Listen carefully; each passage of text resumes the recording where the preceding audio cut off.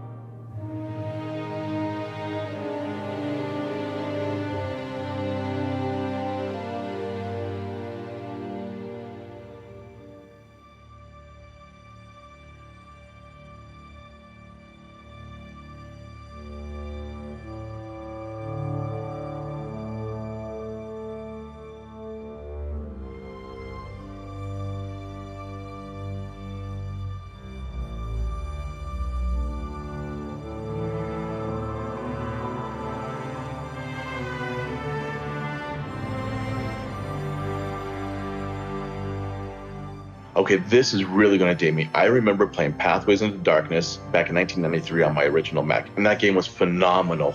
Then Marathon. Oh, I would troll the AOL message boards for the news of the release of the demo, and I tried to download that demo on a 14.4 modem with people picking up the phone. It took forever. Marathon 2 and Marathon Infinity. The best title music in Marathon 2 and Marathon Infinity. I would take pictures of my Star Wars figures and put them into the game using Forge and Anvil.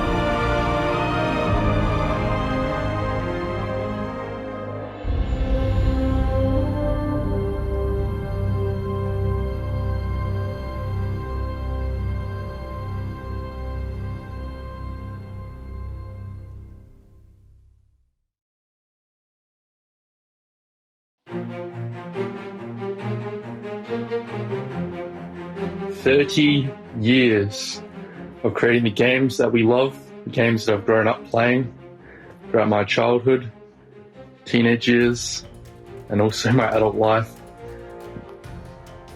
From the OGs, or my OGs, games I started on, the Halo 2s and the Halo 3s, winning championships in these games, from the collectibles and Reach.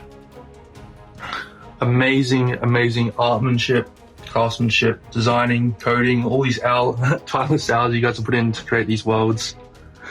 We need to get back to the city. It isn't safe here. From the Destiny 1, sanitary, and all of the lore that you started with, more collectibles, all the way to Destiny 2.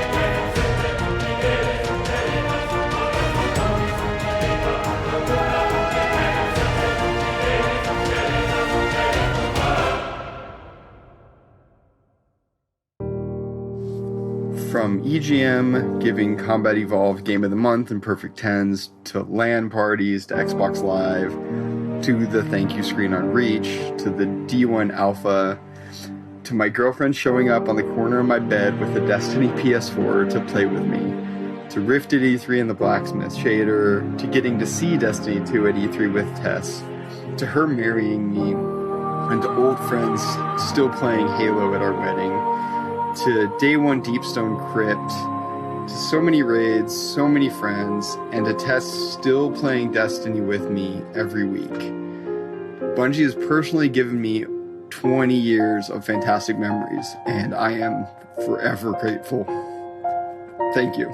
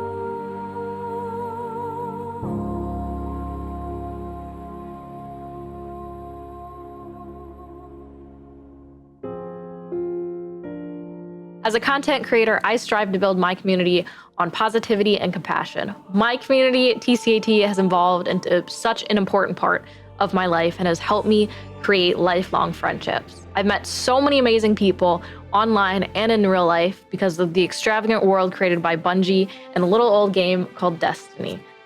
Some of my favorite memories include traveling to Bungie to reveal the Taken King, going to GCX and meeting so many amazing people, and raising money for St. Jude. I will cherish all of these memories, and I cannot wait to make more.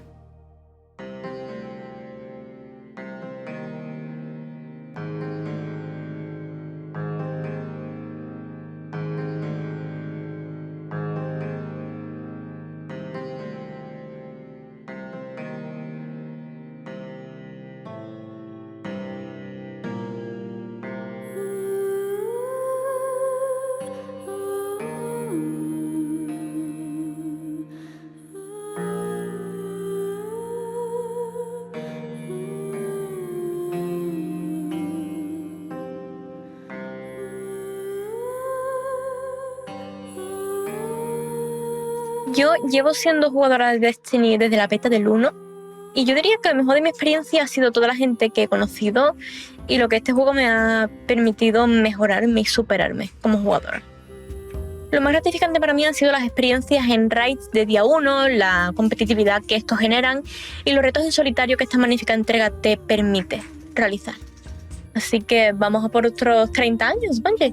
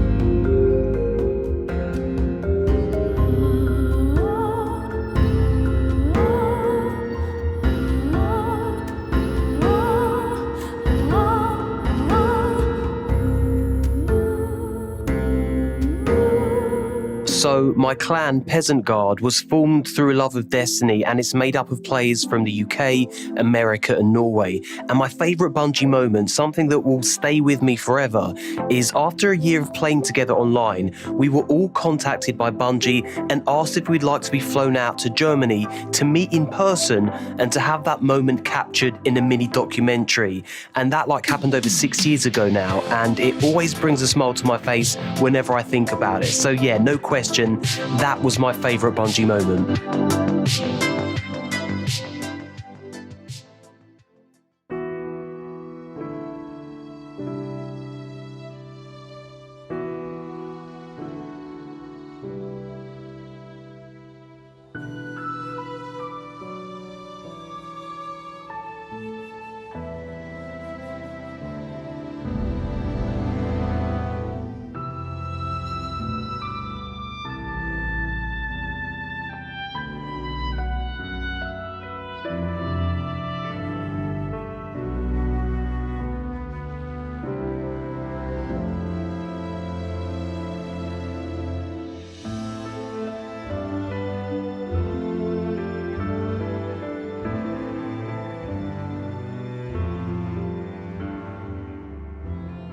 I am a former drug addict, and playing Destiny 1 kicked my drug addiction.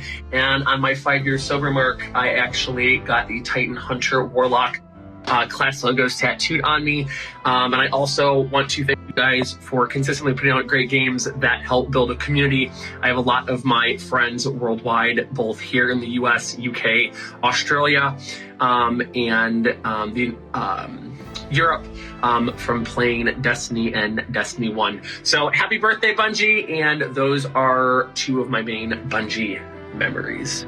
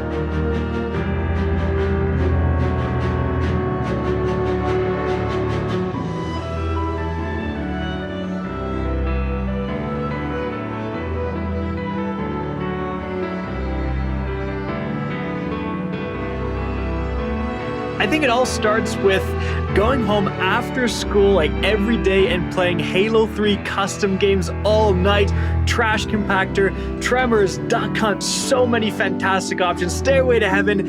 And then I think the moment I really got into Destiny and just fell in love with that game was during the Vault of Glass. Back then, exotics are really uncommon, and one of our teammates had a hard light. No one had ever seen it before, so we're all like, dude, what the heck is that gun? And he just goes, watch this. And of course, starts shooting off the walls, and we see all the bullets ricochet everywhere, and it was that moment I knew I was hooked.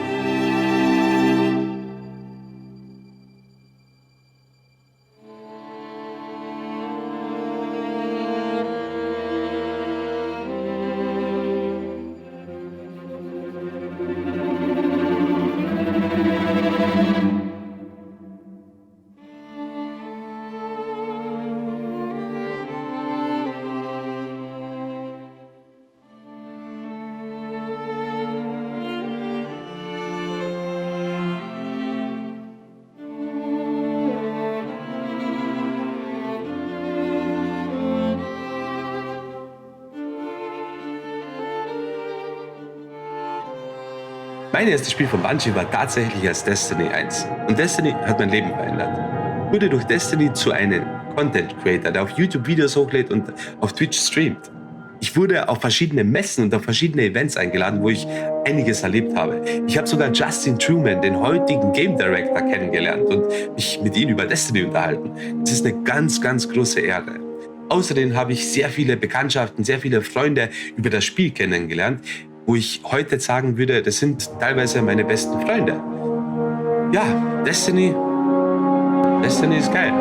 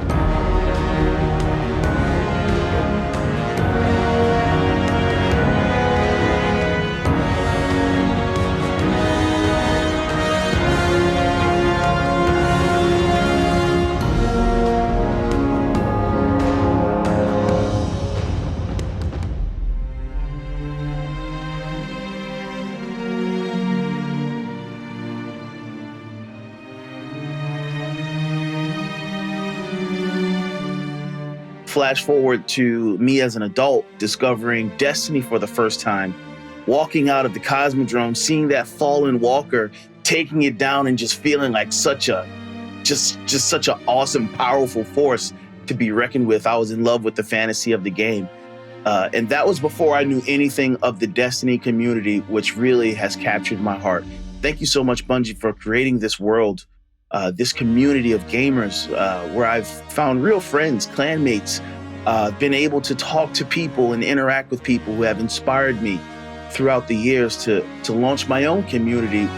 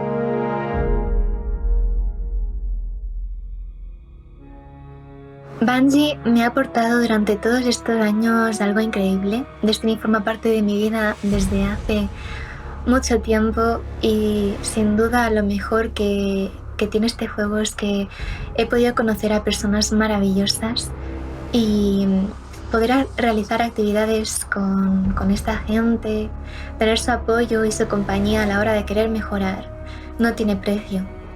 Espero poder seguir durante muchos años más en este mundo y poder esperar con mucha ilusión y mucho hype todo lo que está por venir.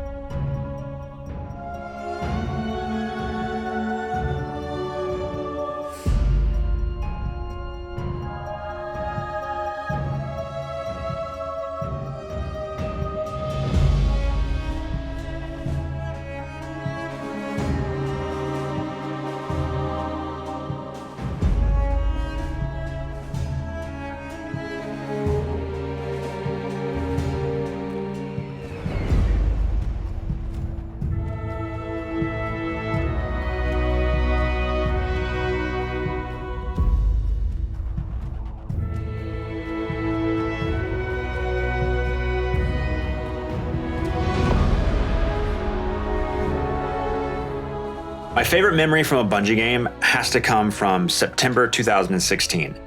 It's a work night and we're about done with a Wrath of the Machine raid when my friend messages us and says, you know that ARG puzzle that Bungie put out?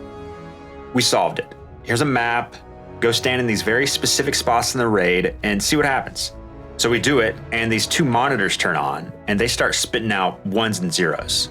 And someone on the team's like, that's binary. I think that means we need to stand here and over there. Then, the mysterious diamond in the center of the room opens up, revealing the next step in a quest to get Outbreak Prime, an exotic weapon, and we're losing it. I stay up all night, finishing the quest. I get maybe 2 hours of sleep before work the next day. Figuring out how to open up the diamond in the Wrath of the Machine raid is my favorite memory because it combines the two things about Bungie games that keeps me coming back: unraveling mysteries and sharing experiences with other people.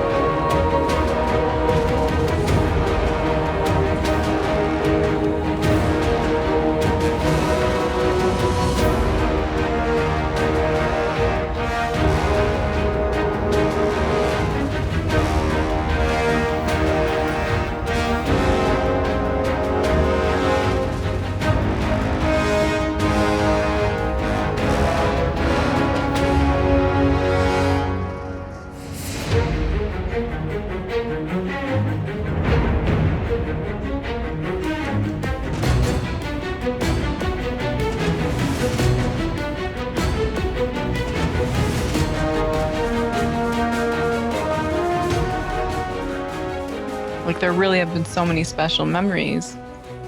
I had 2 reoccurring Trials dates every week when Trials of Osiris was going on. One of them was for Dr. Bro Snaps, and then the other one was on Monday nights. I would play Trials of Chilcyrus with some friends that I met online. One of them, Dopa, I got to go to his wedding a couple of years ago, which was really cool. We've been friends IRL now for years. And the other one is my boyfriend of 5 years now. And I still can't believe how crazy it is that Destiny brought me to Twitch, which introduced us to each other. And as a result now, we have another little guardian. She's a future hunter main for sure. But she quite literally would not exist if it wasn't for Bungie / Destiny and Trials of Osiris.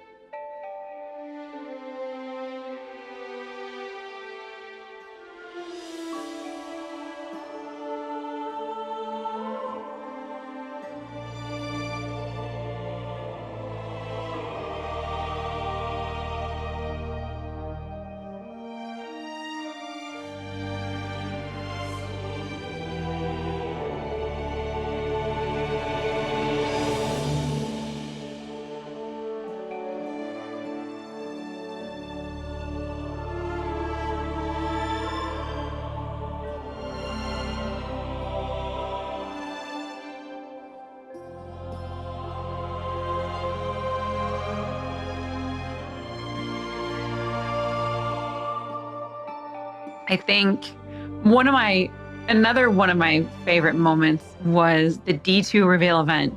And I don't think there will ever be an event that will match that. And I could be wrong, but the room was shaking. Everyone was so excited. Everyone was screaming. You didn't have to tell them to get excited because you could feel the energy in the room. Everyone was hyped. There was like this vibration in the room of how excited everyone was. And it was I remember just holding Watts' hands while the trailer was going on, and Zavala just came down, bubbled up, and I'm pretty sure we cried together. We cried while holding hands, watching the cinematic trailer for the D2 event. So I remember that being such a huge, huge moment. And I just knew that I was a part of something that was way, way, way bigger than I thought.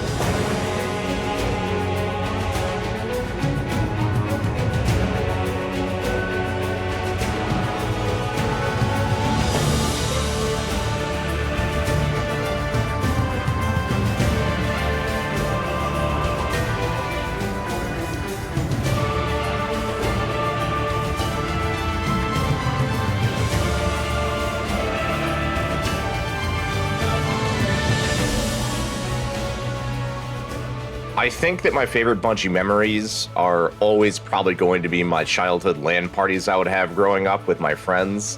And then even into college with like Halo Reach when it launched, I remember running down to like the college store and getting my copy there. But as an adult, I don't think I could ever replace the memories I have about the day one raiding I've done with my friends. Just being faced with a colossal challenge and defeating it with some of your best friends, there's just nothing quite like it.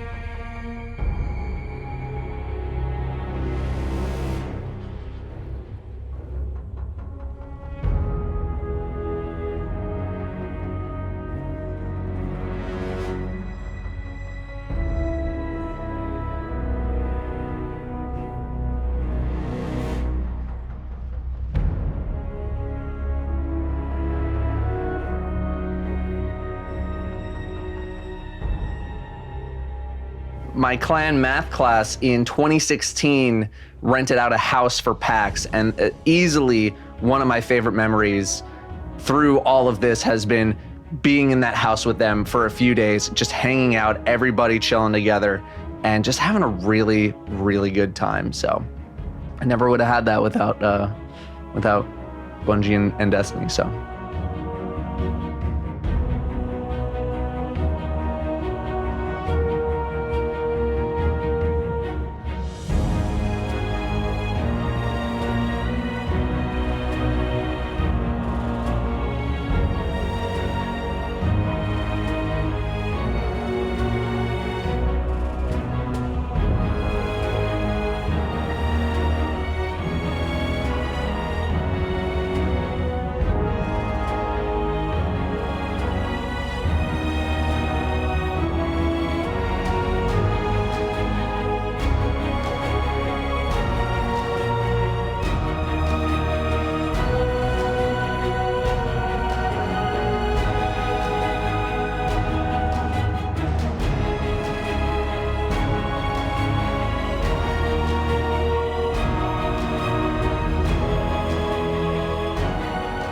man, some memories, man. The memories that really, truly brought me back was Destiny 1. And we played Baldur's Glass week 2. We didn't play it on the week of release, we played it on week 2.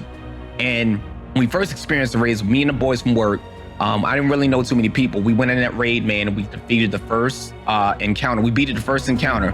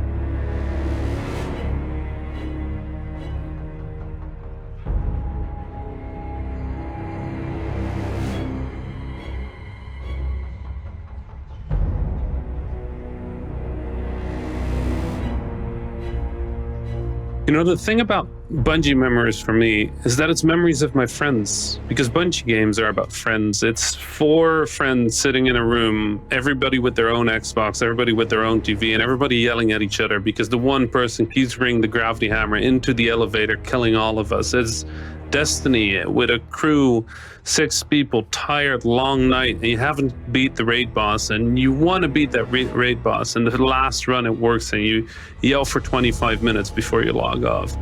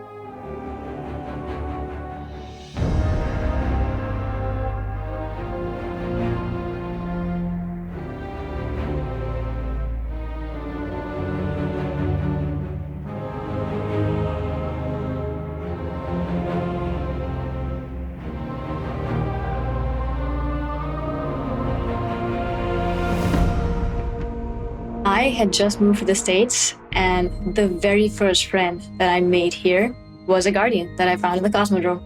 And that guardian has been my best friend and brother for 5 years now. And that was only the beginning of a very special relationship with Destiny for me. Some of the most beautiful moments of my life have been driven and shared by the Destiny community, including coming out and watching hundreds of people that I didn't even know just come together to show love and support and solidarity. In that moment, I knew that I had found a home away from home. And this game and this community constantly reminds me that we're not guardians just in name. We truly are bearers of light.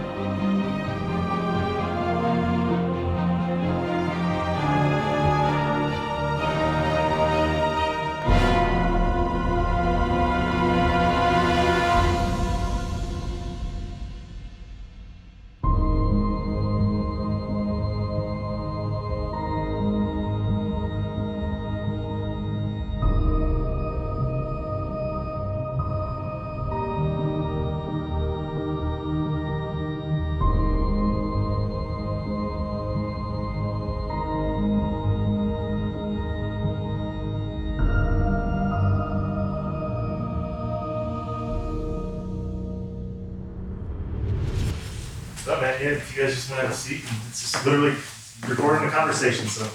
All right. What could go wrong? So I was 11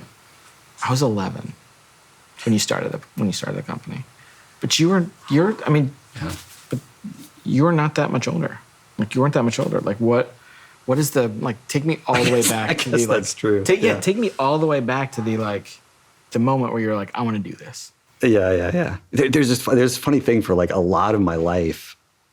When people would ask me, how did this start? I'd be like, I don't know. It was kind of weird. I just started making games, and it seemed like it was fun, and I kept doing it. And when I really started thinking back to my childhood, I've been obsessed with how rules can change human behavior, and how you can all agree to play a card game by a certain set of rules. And the adults that I was observing, as a kid they could play cards all night and laugh and interact in whatever way that they did. And yet you could take a different set of rules, for example, a set of rules that a 5-year-old made with the best of intentions, and the adults would nod and laugh, but they would only play that game for 3 minutes.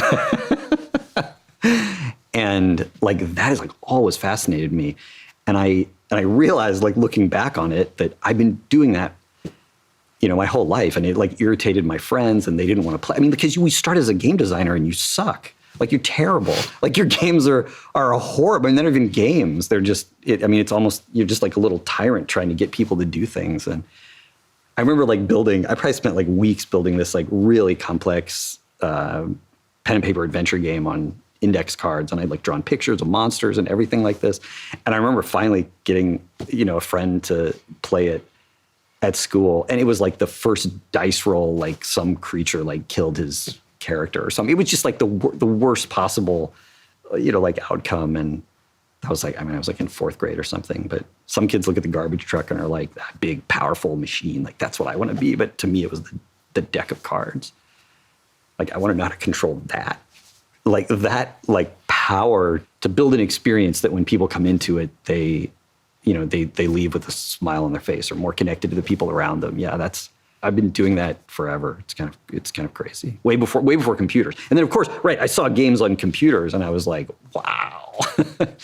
My perception, based on all of our time together, has actually been like, you are more interested in the making of them in a bunch of ways than playing them. Like, playing games isn't like it's not an explicit hobby of yours. Like, you're educating yourself. It's more work, but it's like you're always making stuff. Yeah, I think this is true, and I feel a little bit like guilty about it sometimes, because I think it is the most dangerous thing as a designer to enjoy the making more than the playing, right? Because the number of things you can enjoy making is infinitely larger than the number of things that you can enjoy playing, right? Much less other people can enjoy playing. And so, yeah, what you say is true, and I feel like it's sort of like an addiction that I've had to fight so that I make things that are worthwhile. Because it's, the whole shtick to me is about, touching other people, like, somehow. Yeah. So we talked a little bit about kind of the origin. I'm going to jump ahead again. I'm going to jump to my life, 2004. I remember I finished the campaign for Halo 2, and my friends and I got distracted a bunch by the multiplayer, and I finished it the same night I finished Metal Gear 3. And after I finished both of those games, I went and watched this Vidoc, the documentary that, like, I look at now, and I met a bunch of y'all, and I'm like, oh, I didn't pick up on all the, like, human suffering in this documentary the first time I watched it. Do I get to sign your? No. Do you remember this? I looked for it actually before I came in today. I don't think I have it anymore. You don't? Yeah, I remember the sweatshirt. Yeah. Okay. Yeah. Okay. Yeah. What is this from? Like, what is this actually? I've like wondered this. Like, what is this? It was just like, what? It said Osiris on it. I thought it looked cool, and yeah, I bought it. I have no idea. Sadly. Right. Yeah, I have no idea what it was. Yeah, I still, to this day, I remember the sweatshirt, right? Yeah, and this is this moment that I became, like, aware that humans make these things. Because otherwise it was like magic, right? Like, there's nothing in 2004 about, look at these developers making stuff that you care about. That's not, like, there wasn't really much of, like, the internet sucked too. Like, you didn't have, like, look, you can access these people, and none of that. It was a totally different time. So I'm watching this documentary, and this dude shows up, and the paraphrase is like, like the cynical gamers who something doesn't grab us in 5 minutes, we're gonna turn it off. And it was like, I was like, oh my God, it was like I was spoke to. And I have I'm like an English degree. Like, I can't make games. I couldn't write any couldn't write code or anything. I just remember feeling as like a player, like, super duper spoke to in that moment. And so we come out of the building a game, like building it by yourself, and talk now about, like, the team has changed. Like, building teams has changed. Like, the way you think about building teams has changed. The way in the however many years I've been at Bungie now, in the fifth, like, the way the company approaches building teams have changed. Let's go all the way back to Halo 2, like, building the team for Halo 1 and Halo 2. Yeah, I think if, like, past Jason was here, he would disagree with a lot of stuff that I'm going to say, but I think compared to the intentionality that we, try, sometimes exhibit, know we should have about building teams and how important teams are.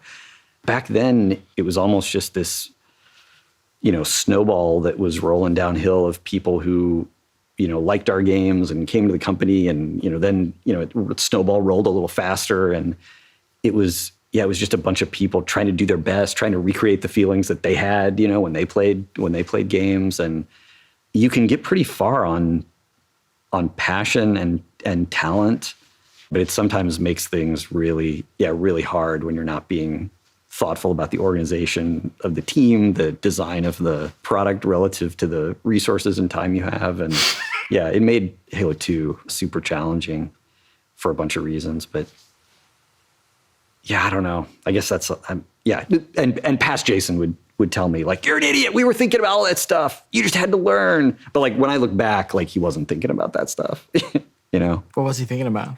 I mean, he was just thinking about the game. But I mean, I don't know. I always think, I think my past self is like not really that sharp because I mean, every year we've learned so much, I feel. And so I look back and I think that, that guy must be an idiot. Because look at all the stuff I learned just this year on Halo 1. Like I didn't know anything. But I go back and I found one of the notebooks from Halo 1.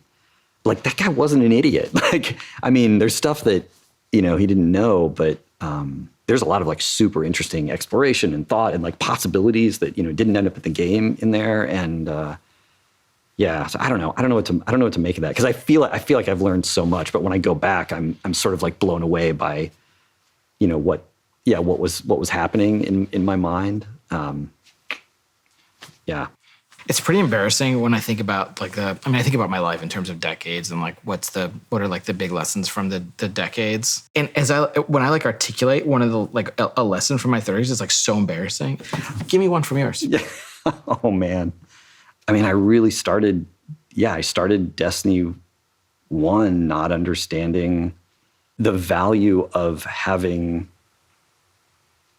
at least somebody on the team who cares more than anybody else about, what the team is missing, what the team isn't admitting, who on the team isn't talking to each other, where on the team are our dreams incompatible with the calendar, or our dreams incompatible with our ability, or our dreams incompatible with the hardware that we need to run on. And I saw production as, a calendar and a schedule. And it's true that a schedule is a thing that you use to sort of test people's understanding of reality in the sense of, can the things we want to do fit in the time that we think we have, and how are we tracking against that? But I saw it as like an end in itself. And of course it irritated me and I, didn't pay attention to it. But God, like embracing all that stuff is a thing that will be, front and center in anything that I do, anything I do in the future. I think it's making sure everyone on the team has an objective understanding of reality and doing anything you can to fix it when that isn't true. I didn't understand that when I started Destiny 1. Destiny 1 made me understand that. So what I want to talk about now is where computers are heading. Mm-hmm. Mm-hmm. Where's it going?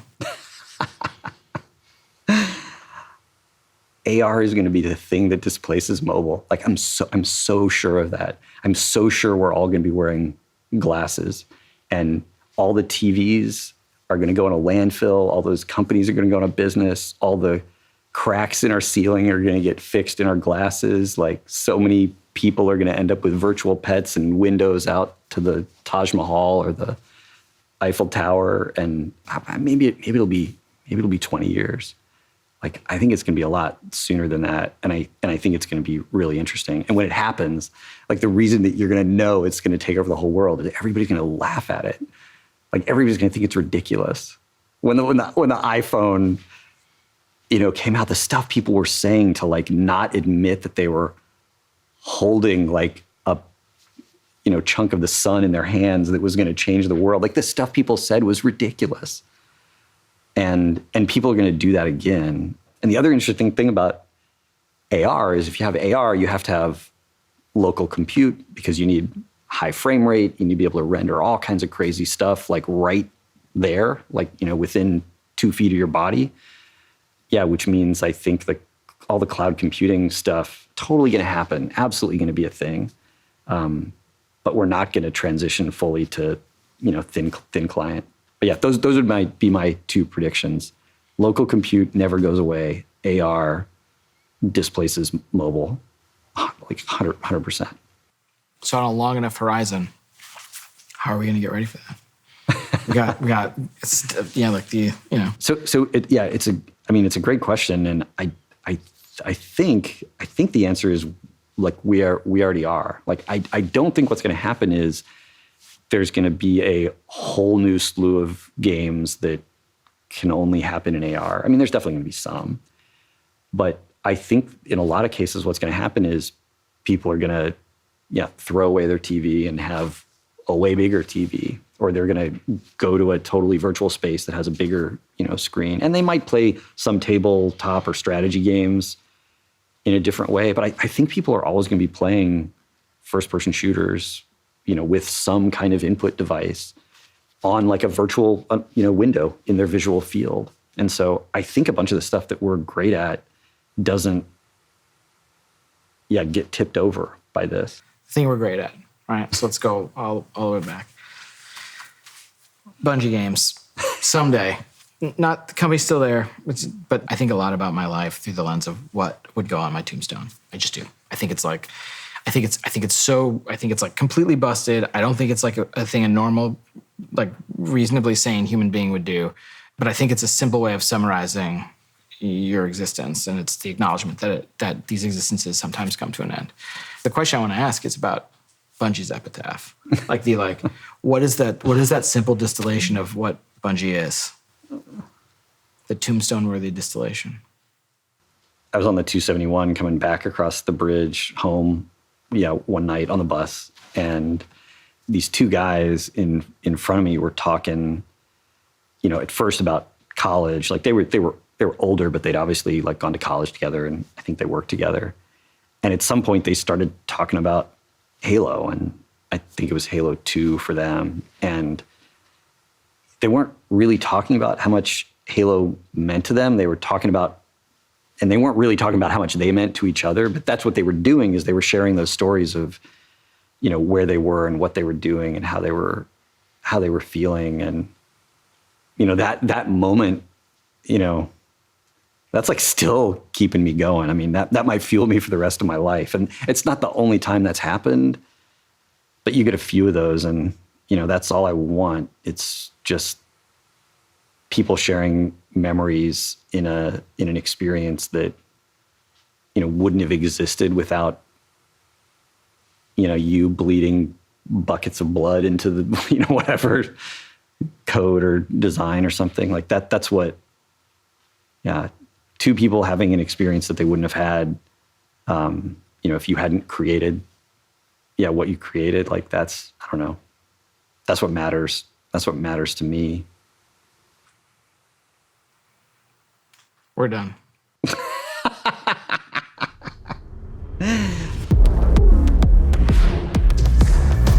We're just going right into like the trailer, huh?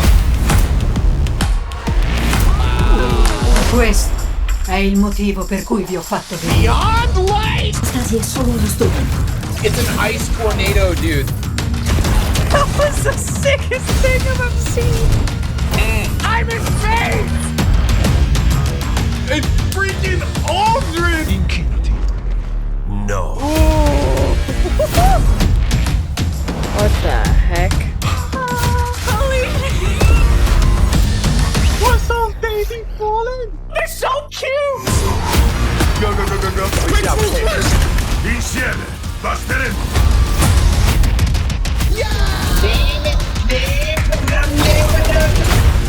I'm gonna shoot you with 6 anarchies. You're gonna sprint at that Gorgon. Run! Fast speed, little doodle. Run!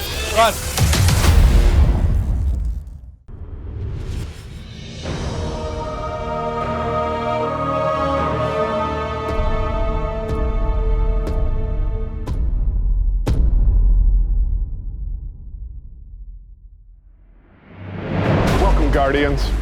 This year, we're celebrating our journey with you, whether you joined us 30 years ago or if it just started today. This game is in our blood. The Destiny team is full of Destiny fans. Folks who came here because Destiny was their favorite hobby. Folks who log out from work in the evening and log in to play with their clan. The team we have today is committed to relentlessly upgrading this game that we all love. We aren't happy with just another mission. Instead, we want to push the limit of quality you can expect in an action MMO with uniquely Destiny experiences like Expunge and Presage. We are committed to delivering the best mission content that you can play in any game with a friend and having the best feeling action game, period. And this shows through in the passion that we see for Destiny 2. Since we declared independence 2 years ago, the Destiny community has grown by over 20 million new players, and it continues to grow faster than we ever could have predicted. We're grateful to be a part of this amazing growing community that you all have created. You represent Destiny. You help make it better every year, and you are so welcoming and supportive of every new Guardian that sets foot in the tower. And only a handful of us are going to be up here today. Most of them are in their homes, at their desks, working hard to bring the next part of Destiny to life. It's a huge honor representing such an incredible team and introducing the next chapter of Destiny 2. So, without further ado, this is the Witch Queen.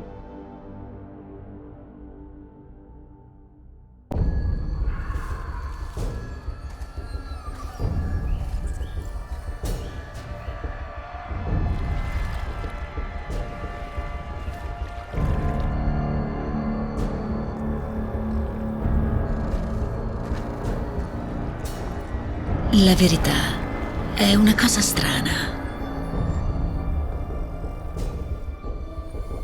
Risiede nel mondo o nella mente?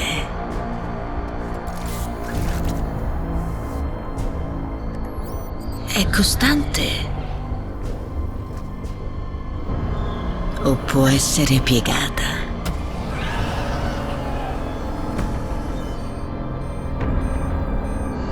Chi decide che cosa è vero? In questo universo di luce e oscurità non esiste un potere superiore. Ditemi, piccole luci, qual è ora la vostra verità?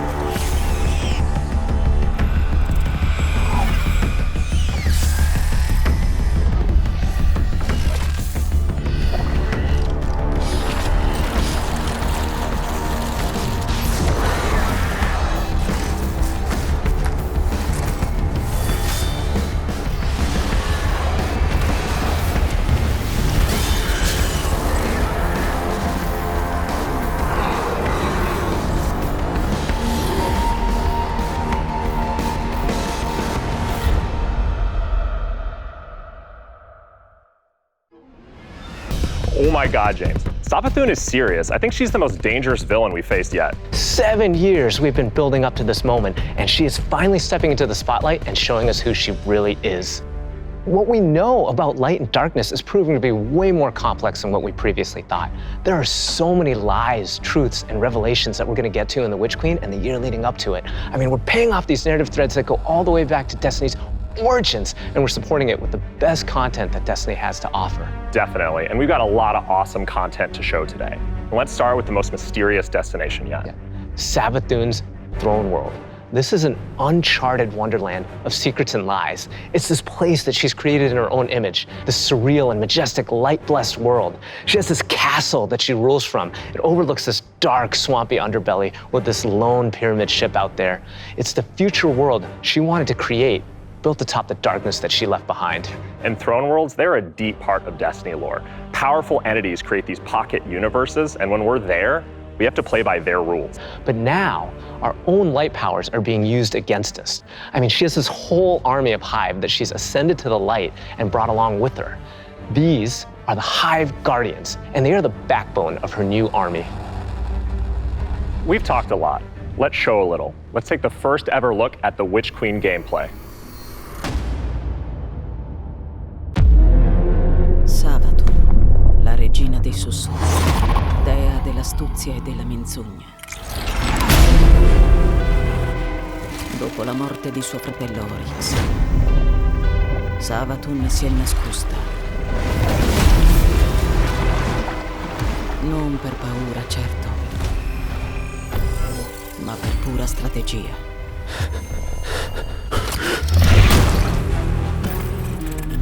Un capolavoro di perfidia. Rubare la nostra risorsa più sacra.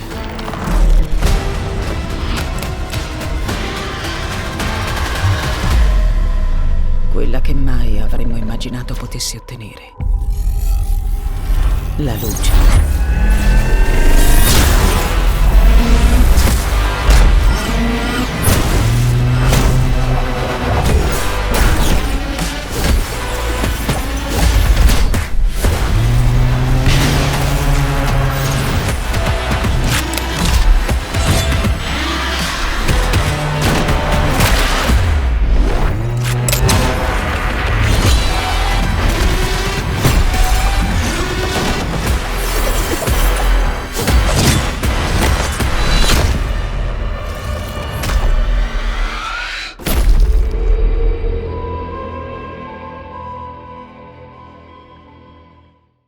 I cannot wait just to reach out and just crush a hive ghost in my hand. Yeah, I mean, we've been defined by the light for so long. This is uncharted territory for us. I mean, we're in strange new places. Like the throne world, it's haunting, but it's gorgeous. It's beautiful. There's a lot to love. There's a few things we saw in the trailer that we haven't talked about yet. Savathun and her Lucent Brood. This is the biggest threat Guardians have faced yet, so we need to find new weapons to match their power. The Glaive. I love this thing. It's brutal and elegant. It's this new energy weapon with melee abilities, mid-range projectiles, and defensive capabilities. It's our first ever first-person melee weapon, and it is such an awesome tool for the battlefield. The Glaive feels so good. Just jump in and unleash these brutal melee combos and transition right to an energy blast. It's really powerful and has a lot of utility. So, we've told you about what the Glaive can do. Now let's talk about how you're gonna get your hands on one. These weapons don't come out of chests at the end of missions, and you're not gonna find one roaming around the throne world. Your first Glaive is not going to be found. It's going to be built. Yes, weapon crafting is coming to Destiny 2. Now, chasing weapons has been an integral part of the Destiny Pursuit game since the beginning. And over the years, we've added more deterministic paths to get the rolls that you want on guns. Think things like Umbral engrams and the raid chest. Weapon crafting unlocks the freedom to choose all that and more. It gives us ultimate control over the guns. Now, this is a combat-focused crafting and progression system. That means the more you use these weapons, the more objectives you complete with them, the more you'll level them up, and the more powerful they grow over time. And at launch, here's the awesome thing. You'll be able to craft all Throne World weapons, new raid weapons, and the seasonal weapons. There's just a ton of stuff to do in this system. And the Witch Queen is just the beginning of weapon crafting. We have plans to add more craftable weapons, both legacy and new, throughout the year. We've seen and we've talked about a lot of really cool features, but let's get right into the meat of it. Let's talk about the Witch Queen campaign. I love campaigns. They've always been a cornerstone of the Destiny experience. They're rich, deep stories interwoven with big combat sequences and memorable characters. They take us to remote worlds in our ever-changing universe.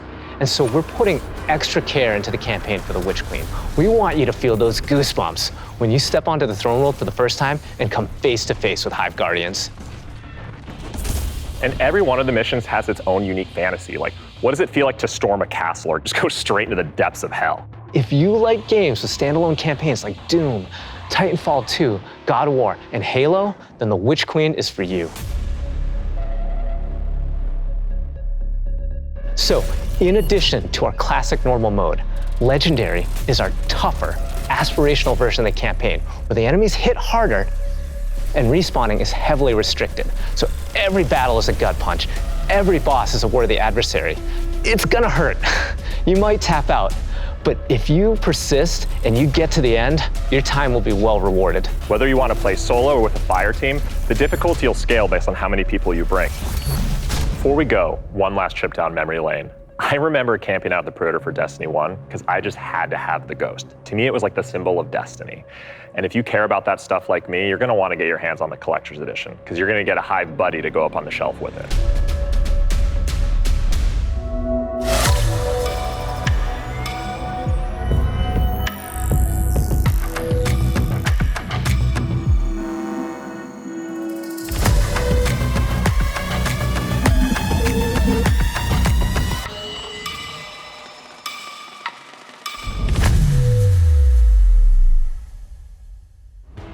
Wow, that was so cool. Oh, I'm man. so excited for this one. And that's not even everything that's in there too. I know. Those are the hero items, and they're, I think, one of the best ones that we've ever done.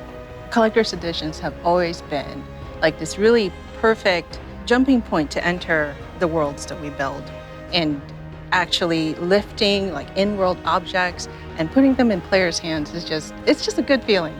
We don't just put random items. Everything in there means something, and it helps push the narrative. And there might be some puzzles to unlock in there as well.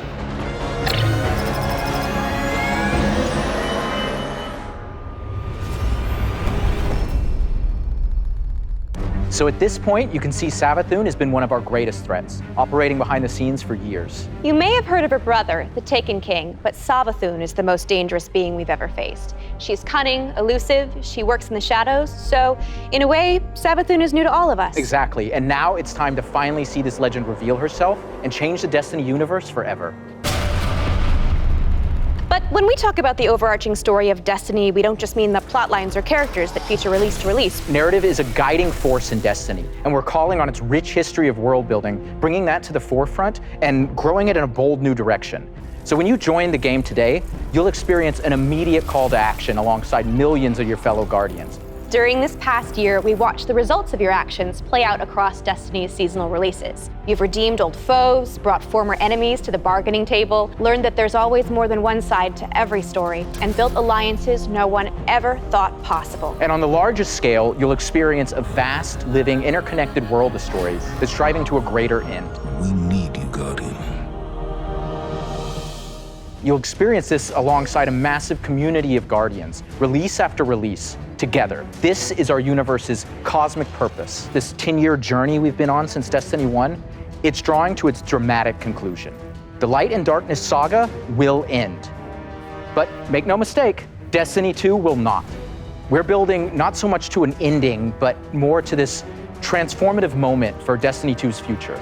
Last year, we announced The Witch Queen and the following expansion, Lightfall. And now we're excited to announce the release after Lightfall, the final chapter in the Light and Darkness saga, Destiny 2, the final shape. It's going to be one wild, continuous ride. Yes, and that ride starts with Season of the Lost. Not only is it the prologue to The Witch Queen, it's your first opportunity to interact with Savathun. But rather than spoil it for you, why don't we take a look?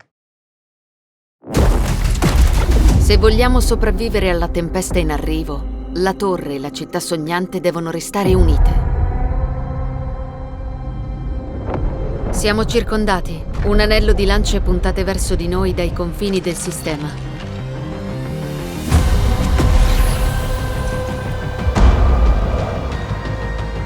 La megera regina non è certo meno pericolosa che in passato. Dobbiamo scoprire tutto ciò che possiamo da lei con il tempo che abbiamo a disposizione.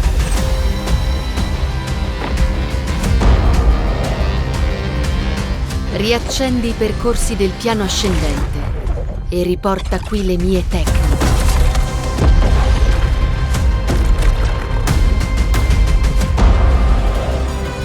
Guardiano, c'è una forza malvagia all'opera in questo piano.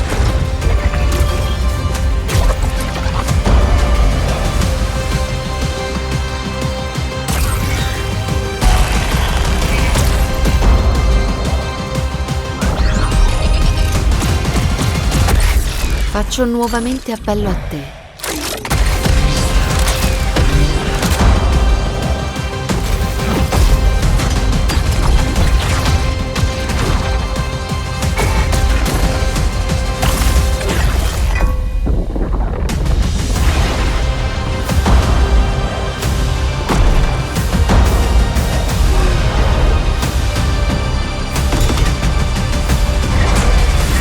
Forse con esse potrò salvare tutti noi.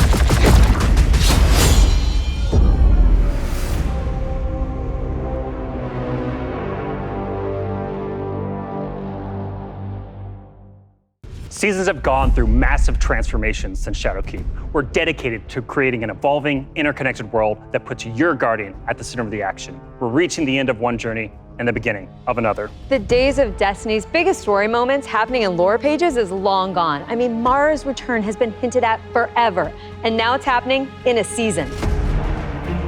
One of the changes I'm most excited about are the updates to the light subclasses every season in Year 5 of Destiny 2. We're adding aspects and fragments similar to Stasis. We'll be starting with the Void subclass update that goes live alongside the Witch Queen. But the Witch Queen is only the beginning of what's to come, and Season of the Lost is the prologue to that story.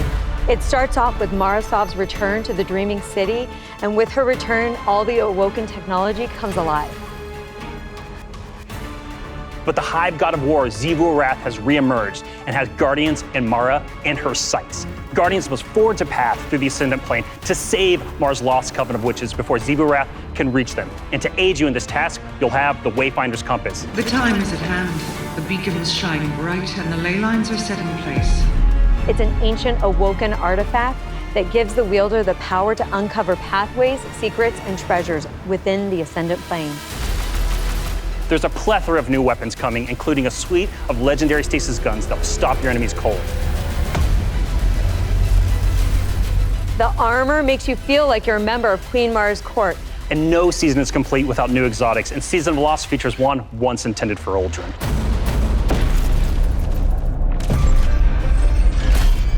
Let's take a moment to talk about Trials. So Trials of Osiris is the endgame aspirational PvP activity and more popular than ever. Two of the biggest asks from our community have been adding anti-cheat and adding matchmaking. In Season of the Lost, we're doing both. We've partnered with BattleEye to soft launch the anti-cheat software when Trials goes live on September 10th.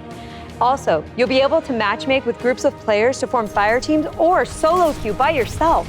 And we've remixed how rewards are distributed to give all players the opportunity to earn some of the best weapons and coolest armor in the game. That's right. We're shifting away from winning matches as a primary way to earn loot, and instead, winning individual rounds and completing matches will allow you to earn some rewards. But Going Flawless hasn't changed. So if you want to flex those PvP skills, the Flawless Chest will still be the only place to earn adept Trials weapons and unique cosmetics. All right, so the next chapter in Destiny begins right after this stream with Season of the Lost. Return to the Dreaming City with Mara Sov and learn the mystic art of wayfinding. I'm so excited crossplay is going live today. And today is your first opportunity to jump into Destiny with friends on any platform from all over the world, playing together.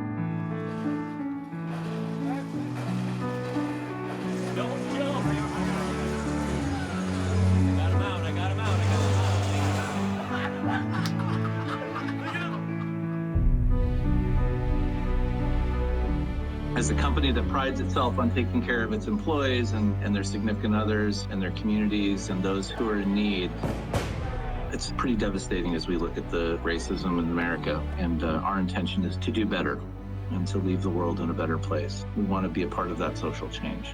Fuck racism. We don't just stop with the games that we make, but we really utilize the successes that we've seen to be able to give back in an even greater capacity that spans beyond just the gaming industry. Bungie Foundation, thank you. Pressing button. We're live! Destiny servers are live. This adventure has begun. It's awesome to have you here.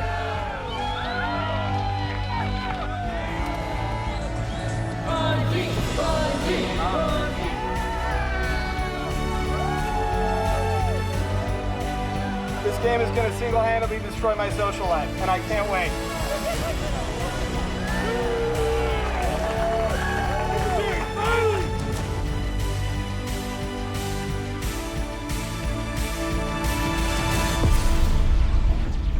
All right, Guardian. Time to kick 'em where it hurts.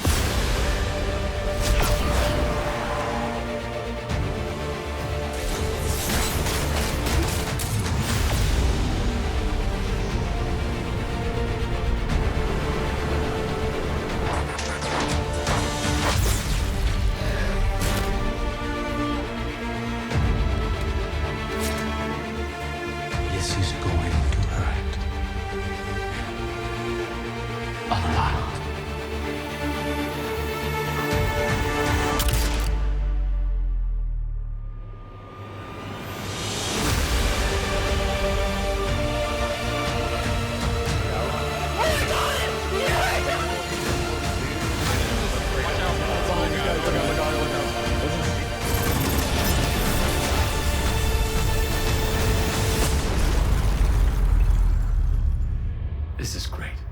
Anyone want a hug?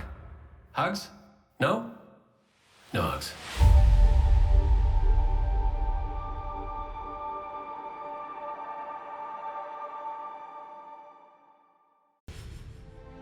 How do you follow that? Wow, 30 years. And I remember when Halo first launched, and my friends and I completed the entire campaign in a single epic play session. And as the credits rolled, I knew that Bungie had transformed console gaming forever, and that I would be a lifelong fan. Yeah, it changed how we played games too. I remember getting together with friends for Halo weekend LAN parties. We had so much fun. And 30 years of Bungie games is something special. It's something worth celebrating together. So we're gonna have a party in Destiny 2. Starting this December, we are launching the Bungie 30th Anniversary Celebration in Destiny 2. Free for all players, the 30th Anniversary Celebration will offer a new 6-player matchmade activity, secrets to unravel, and rewards that commemorate our long and storied history together. And that's just the beginning. In addition to the free event, players can also purchase the Bungie 30th Anniversary Pack that includes a new treasure-themed 3-player dungeon set on the Cosmodrome within the fabled Loot Cave. Players will plunder its depths to discover an exciting new Thorm-inspired armor set and fan-favorite Destiny 1 weapons like Eyes of Luna and Thousand Yard Stare. It even has the Claymore sword from Myth. Purchasing the pack unlocks a range of awesome Bungie-themed armor ornaments and cosmetics to collect, including ornament sets inspired by the Bungie 30th Anniversary Celebration and Marathon. But the dungeon holds one more secret. The crown jewel of its weaponry is a Destiny 1 classic. Gjallarhorn is making its long-awaited debut in Destiny 2. We're gonna take its iconic status to the next level. Galley has been carefully updated for the Destiny 2 sandbox. So, this December, join your friends and collect exclusive rewards during the Bungie 30th Anniversary Celebration. But the party isn't only happening in Destiny 2. We've partnered with Nerf Limited to create a functional, dart-firing Gjallarhorn. We'll have more on that soon. And that's not all. Here's a look at some of the incredible loot we've made over the years and a sneak peek of what's coming up.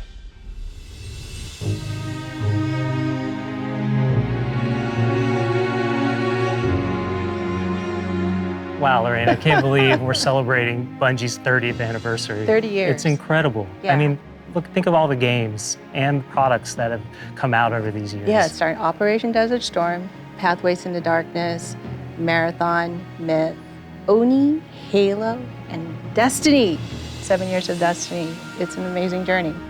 So excited. You know, we have a lot of really cool stuff coming up and a lot of other things in the works, of course, as always. But yeah. I mean, what do we have? We have the Fallen Captain statue, which is incredible. And then we have the helmet, the Celestial Nighthawk That thing helmet. is so cool. Yeah. And my favorite, the Arcadia jump ship.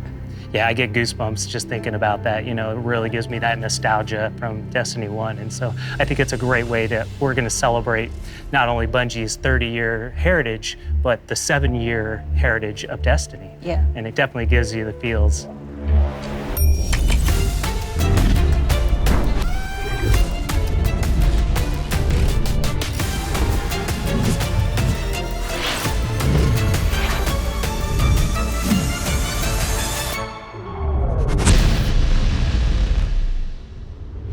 Thank you for being on this journey with us, whether it started this year or 30 years ago. We've just started talking about the Witch Queen today. You've got our first peek at weapon crafting, our definitively Destiny campaign, the glaive, and a year full of updates to all our light-based subclasses. All of this and more is coming alongside Savathun's long-awaited arrival front and center to the Destiny universe. The Witch Queen marks an acceleration in our story heading towards the conclusion of the Light and Dark saga, and we're so excited for everyone to join us on this epic adventure in the Witch Queen, Lightfall, the final shape, and beyond. And the Witch Queen's gonna kick off another amazing year of Destiny with 4 great seasons packed with all of the narrative, events, and rewards that you've come to expect from us. But there's even more coming next year than just our new seasons. The deluxe edition of the Witch Queen will also include 2 brand new dungeons to be released in 2022. And we're also gonna be remastering another classic Destiny 1 raid and releasing it free for all players. This means going forward, starting this December with our 30th anniversary event, there will be a new piece of raid or dungeon content in the game every 3 months. In 2022, we will also be adding legacy rotations for raids and dungeons, meaning every week there will be new ways to earn rewards in both the latest and greatest content and raids and dungeons from the past. If you love amazing in-game content, we want to prove that no other game offers more quality and more variety than Destiny 2. We hope that you've enjoyed a look into the future of Destiny 2. Witch Queen pre-orders are available wherever you play Destiny. Crossplay is live on all devices, and Season of the Lost kicks off today. See you in game.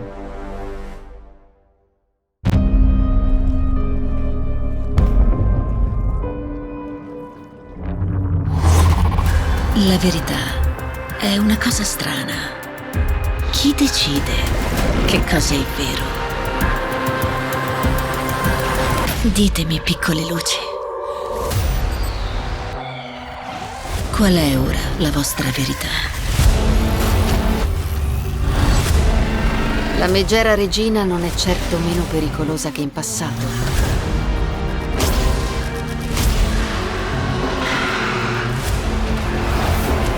Preparati per ciò che sarà.